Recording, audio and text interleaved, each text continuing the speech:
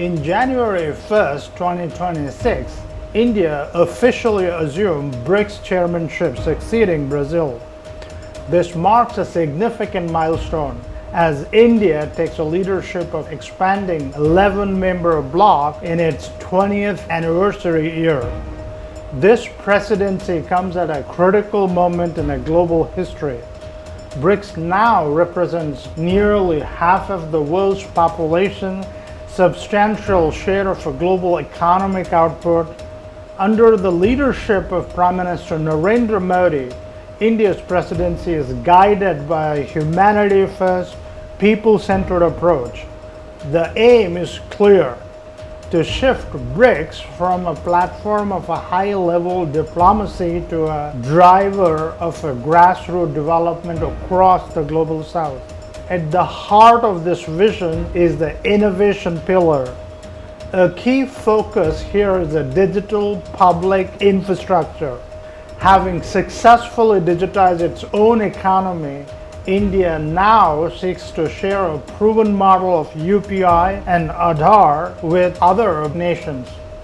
These open-source scalable systems can help bridge the digital divide, improve financial inclusion, strengthen social welfare delivery. India is also pushing for a collaborative framework on ethical AI governance. The goal is to ensure that artificial intelligence becomes a tool for development, not a source for inequality. In simple terms, India wants to democratize technology so that the benefit of the fourth industrial revolution reaches all nations, not just few. Beyond innovation, India's agenda rests on three additional pillars. Pillar 1, resilience. Build shatterproof system. India is advocating for a decentralized and resilient supply chain to protect emerging economies from global shocks. The risk of over-centralized trade networks. To counter this, India is promoting collaborations in vaccine manufacturing, disease management, and agriculture stability. A key initiative including the proposed BRICS Vaccine R&D Center, a joint satellite system for disaster monitoring. Together, these efforts aims to strengthen the food, health, security. The Pillar 2, cooperation, reforming global governance. This pillar focuses on restructuring global institutions such as United Nations, IMF, WTO. India argues that these bodies must reflect today's geopolitical reality, not those of the mid-20th century. A major priority is promoting trade in local currency rather than relying heavily on US dollar.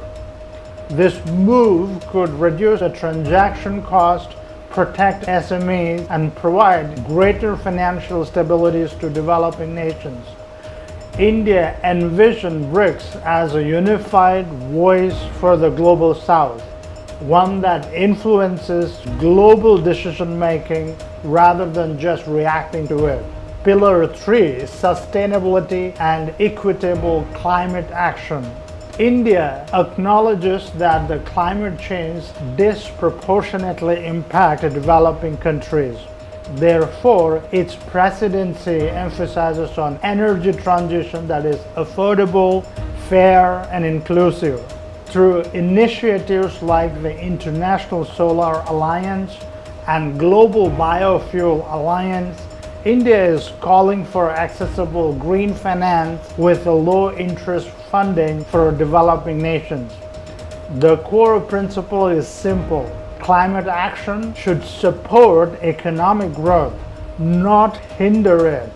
No country should have to choose between environmental protection and prosperity. In conclusion, India's vision for BRICS 2026. By hosting 18th BRICS Summit in New Delhi, India positioned itself as a bridge builder in an increasingly polarized world.